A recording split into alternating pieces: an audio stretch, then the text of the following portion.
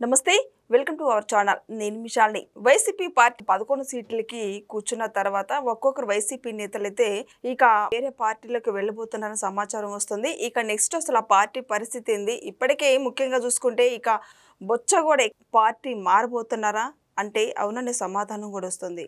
ఇక పార్టీ పరిస్థితి ఏంది? ఇలాంటి డిస్కషన్ చేసే ముందు స్టూడియోలో ఉన్నారు సీనియర్ జర్నలిస్ట్ డాక్టర్ భరతరెడ్డి గారు ఉన్నారు. వారిని అడిగే విషయాలను తెలుసుకునే ప్రయత్నం చేద్దాం. నమస్కారం సార్. నమస్తే. వైసీపీ పార్టీ 11 సీట్లకు వచ్చిన తర్వాత ఇక అరెస్టుల మీద అరెస్టులు జరుగుతున్న నేపథ్యంలో ఒక్కొక్కరు ఇప్పుడు పార్టీ మారాలని చూస్తున్నారు.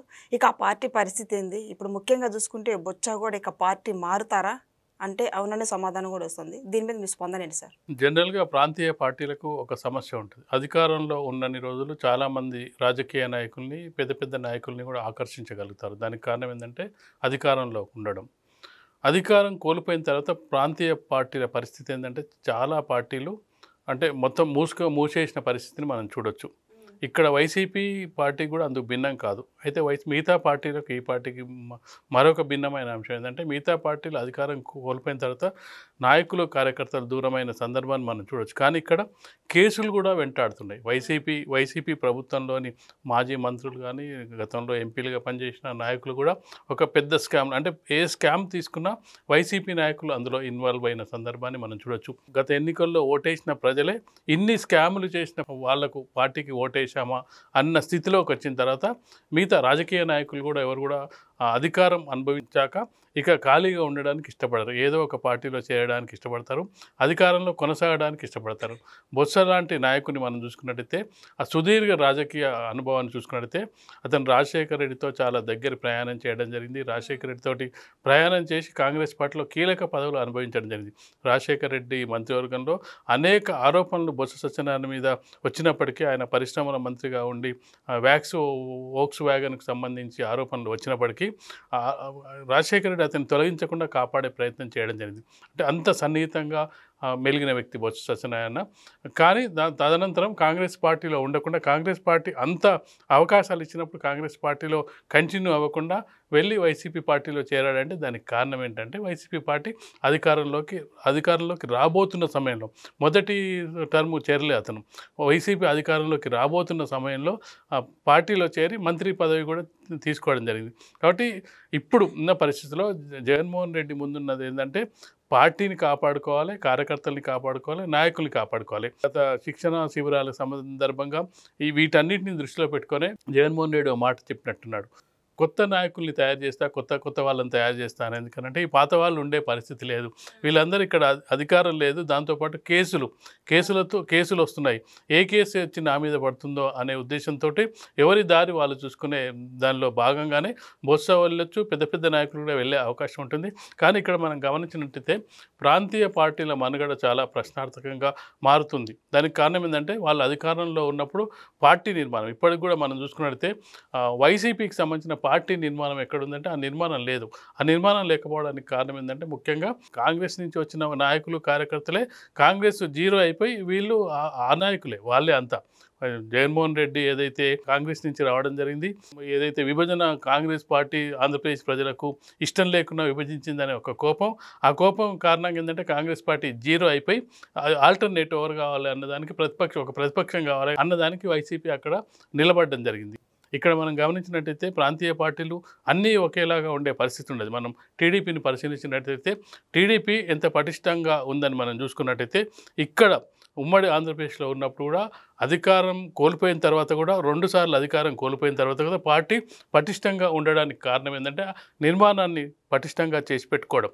ఇప్పటికి కూడా మనం చూస్తాం తెలంగాణలో టీడీపీ పార్టీ లేదని చెప్తున్నప్పటికీ నిర్మాణం ఇప్పటికి కూడా ఉంది. టీడీపీ పార్టీ ఈ తెలంగాణ ఉద్యమం కారణంగా టీడీపీ కనుమరుగైంది అనుకున్నప్పటికీ కార్యకర్తలు వాళ్ళంతా నాయకులు కూడా ఇప్పటికి కూడా టీడీపీని అభిమానించే నాయకులు కార్యకర్తలు ఇప్పటికి కూడా ఉన్నారు. చంద్రబాబు నాయుడు అక్కడికి వెళ్ళడం వల్ల జరిగింది ఏంటంటే ఇక్కడ సరైన నాయకత్వం లేదు అనే ఉద్దేశంతో పార్టీ నాయకులు కార్యకర్తలు కొంచెం దూరం అయ్యారు. కాబట్టి ఇప్పుడు వైసీపీ పరిస్థితి అంటే ఇప్పుడు ఇంకొక 4 ఏళ్ళు అంటే 3.5-4 ఏళ్ళ వరకు పార్టీని కాపాడుకోవాలి. పార్టీని కాపాడుకోవడంతో పాటు తన ముఖ్య అనుచరులు, సహచరులు, సన్నిహితులు అందరూ జైల్లోకి వెళ్తున్నారు, కేసులు అవుతున్నాయి. ఈ కేసులను ఏదైనా ఎవరైనా ఏం చేస్తారంటే ఆనందం వచ్చినప్పుడు అనుభవిస్తారు, కానీ బాధ వచ్చినప్పుడు కష్టం వచ్చినప్పుడు ఉండే పరిస్థితి ఉండదు. దానికి కారణం ఏంటంటే నాయకుని తీరు. నాయకుడు గతంలో కూడా వీళ్ళందరినీ ఆదుకొని ఉన్నట్టయితే నీ వెంట నేను ఉన్నానని, తోడు ఉన్నానని చెప్పగలిగితే అతని కష్టం వచ్చినప్పుడు కూడా వీళ్ళు ఆదుకునే ఉండేది. అంటే ఆ పరస్పర అవసరాల కోసం వాళ్ళు పార్టీ మారారు, పరస్పర అవసరాల కోసం రాజకీయ నాయకులు మారుతుంటారు. ఏ పార్టీ అధికారంలో ఉంటే ఆ పార్టీకి వెళ్ళే ప్రయత్నం చేస్తుంటారు. అందులో భాగంగానే ఉంటే ఇప్పుడు వైసీపీ నాయకుల్ని మనం ఒకసారి పరిశీలించినట్టయితే ఉంటే జైల్లో ఉంటున్నారు, లేదంటే కేసులు ఎదుర్కొంటున్నారు, ఛార్జ్షీట్లు ఎదుర్కొంటున్నారు, లేదంటే వాళ్ళు ఇంకా కొంతమంది జగన్మోహన్ రెడ్డికి చాలా సన్నిహితంగా ఉండాలి, ఎందుకంటే మిగతా వాళ్ళందరూ వెళ్ళిపోతే మేమే అత్యంత నమ్మకస్తుగా ఉండాలని చెప్పి కొంతమంది ప్రయత్నం చేస్తున్నారు. మిగతా వాళ్ళు ఎవరి దారి వాళ్ళు చూసుకునే ప్రయత్నాలు చేస్తున్నారు. ఆ ప్రయత్నాల్లోనే భాగంగానే బొత్స సత్యనారాయణ ఏంటంటే తనకు వెంటనే అధికారం కావాలి. అధికారం కావాలంటే ఏ పార్టీ ద్వారా అధికారం వస్తుందని చూసుకునే ప్రయత్నంలో భాగంగా అటు టీడీపీనా లేకపోతే జనసేననా బీజేపీ అంటే ఏ పార్టీ ఆ పార్టీలో తనకు సముచిత స్థానం లభించాలి. సముచిత స్థానం అంటే వాళ్ళకి పార్టీలకు కావాల్సింది ఏంటంటే ఇప్పుడు అతను ఓడిపోయాడు, అతనికి కావాల్సింది ఏంది ఒక ఎమ్మెల్సీ కావాలి, అవసరమైన తర్వాత మంత్రి పదవి కావాలి. ఇవి ఎక్కడ కుదిరితే అక్కడికి వెళ్ళే అవకాశం ఉంటుంది. కాబట్టి ఖచ్చితంగా బొత్స సత్యనారాయణను మనం చూసుకున్నట్టయితే గతంలో పార్టీ మారారు, ఇప్పుడు కూడా మారుతాడనలో పెద్ద ఆశ్చర్యం లేదనుకోవచ్చు. సార్, పార్టీ ఓడిపోయిన తర్వాత చాలా సందర్భాల్లో బొత్స మాట్లాడటం జరిగింది, కూటమి ప్రభుత్వం మీద విమర్శించడం కూడా జరిగింది మొన్నటి వరకు కూడా. కానీ ఆ పార్టీ నుంచి రాజీనామా చేస్తారని నిజంగా అంటే ఏమంటారు సార్? ఖచ్చితంగా రాజకీయాల్లో శాశ్వత శత్రువులు, శాశ్వత మిత్రులు ఉండరు అనే దానికి ఉదాహరణ ఏంటంటే ఈరోజు విమర్శించిన వాళ్ళే రేపు మళ్ళీ పార్టీలో చేస్తుంటారు, ఆ నాయకుడినే గొప్ప నాయకుడు అని పొగుడుతూ ఉంటారు. కాబట్టి అవి మామూలుగానే జరుగుతుంటాయి. విమర్శించిన నాయకులు తర్వాత ఏదో ఆ సందర్భంలో ఆ పార్టీ లైన్ ప్రకారం నేను మాట్లాడాను, కానీ నాకు వ్యక్తిగతంగా చంద్రబాబు నాయుడు గారి మీద కానీ పవన్ గారి మీద కానీ నాకేం వ్యక్తిగత విమర్శలు నాకెందుకుంటాయి, వ్యక్తిగతంగా ఎందుకుంటాయి, నాకు ఆ పార్టీలో ఉన్నాను కాబట్టి మాట్లాడని చెప్పే ప్రయత్నం చేస్తారు. ఎందుకంటే ఇప్పుడు మనం చూసుకున్నట్టయితే పార్టీ మారిన వాళ్ళందరూ కూడా అంత గతంలో చాలా సందర్భాలు మనం ఫర్ ఎగ్జాంపుల్ చూసుకున్నట్టయితే ఇక్కడ తెలంగాణలో శ్రీనివాస్ యాదవ్ ఉన్నాడు, మినిస్టర్ ఉండగా తను అసలు కేసీఆర్ని హైదరాబాద్కు రానియకుండా ఉరికిస్తామని చెప్పి సందర్భాన్ని ఆయనే వచ్చి పార్టీలో చేరి తర్వాత మంత్రి పదవి అనుభవిస్తున్నాడు. దానం నాగేందర్ కూడా తెలంగాణ ఉద్యమకారులపై కేసులు పెట్టించిండు, తెలంగాణ ఉద్యమకారులని కొట్టడం జరిగింది. ఆయన పార్టీలో వచ్చి అక్కడ పదవి కాకపోయినా ఎమ్మెల్యే అయ్యిండు. మళ్ళీ ఇప్పుడు టీఆర్ఎస్ గెలిచి కూడా మళ్ళీ వెళ్ళి కాంగ్రెస్తో ఇప్పుడు కేసు నడుస్తుంది, కాంగ్రెస్లో చేయడం జరిగింది. కాబట్టి విమర్శించిన నాయకులు తెల్లారి మారిపోయే అవకాశం ఉంటుంది. కాబట్టి బొత్సకు పెద్ద అలాంటివి ఏం పట్టవని మనం అనుకోవచ్చు. మరి పార్టీ పరిస్థితి ఏంటి సార్? జగన్మోహన్ రెడ్డి ఎప్పుడు ప్రెస్ మీట్ పెట్టి నెక్స్ట్ అధికారంలోకి వస్తామంటారు. మరి ఇప్పటికీ ఆ పార్టీ ఉన్న నేతలు కూడా బయటకు వచ్చే అవకాశం ఉందని చర్చ జరుగుతుంది. ఏమంటారు పార్టీ గురించి? ఖచ్చితంగా ఇప్పుడు కార్యకర్తలకు భరోసా నింపాలంటే మనం అధికారంలోకి వస్తామంటేనే కార్యకర్తలు ఉండే అవకాశం ఉంటుంది, నాయకులు ఉండే అవకాశం ఉంటుంది, లేదంటే ఒక్కొక్కరు జారుకునే అవకాశం ఉంటుంది. వాళ్ళకు భరోసా ఇవ్వాలి. మనం నెక్స్ట్ అధికారంలోకి వస్తాం, మనమే అధికారం అనుభవిస్తామని చెప్తేనే అప్పుడే వాళ్ళకి అవకాశం ఉంటుంది. కాబట్టి ఆ ప్రయత్నంలో భాగంగానే ప్రెస్ మీట్లు పెట్టినా, ఈ యాత్రలు చేసినా, ఓదార్పులు యాత్రలు చేసినా, ఏది చేసినా కార్యకర్తలకు ఎప్పుడూ వాళ్ళకు ఒక పని ఇవ్వాలి, లేదంటే వాళ్ళు జారిపోయే అవకాశం ఉందని చెప్తారు.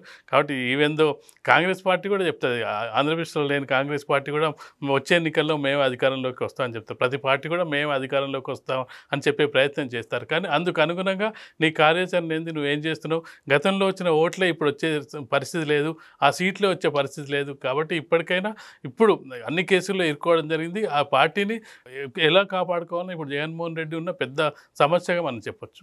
Thank you sir.